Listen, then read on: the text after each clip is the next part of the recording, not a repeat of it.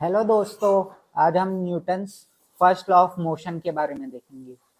Newton first law of motion.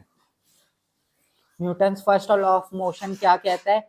अगर एक object है वो रेस्ट में है तो रेस्ट में ही रहना चाहेगा जब तक उस पर एक्सटर्नल फोर्स अप्लाई ना किया जाए। और अगर एक ऑब्जेक्ट है वो v वेलोसिटी से मूव कर रहा है तो मूव करते जाएगा जब तक उस पर एक्सटर्नल फोर्स अप्लाई करके उसके स्पीड को कम ना किया जाए या फिर बढ़ाया ना जाए, एक्सेलरेट ना किया जाए। तो कहने का मतलब है Newton's first law of motion law of inertia भी कहलाता है।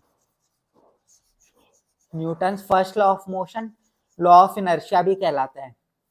इनर्शिया मतलब अगर ऑब्जेक्ट रेस्ट में है तो रेस्ट में ही रहना चाहेगा, और अगर ऑब्जेक्ट मूव कर रहा है, मोशन में है, तो मूव ही करते रहना चाहेगा।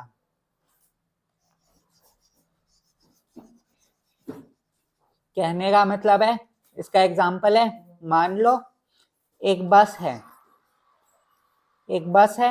उसमें एक ऑब्जेक्ट है, एक पर्सन है, बस मूव कर रही है v वेलोसिटी से, तो वो ऑब्जेक्ट भी v वेलोसिटी से मूव कर रही होगी।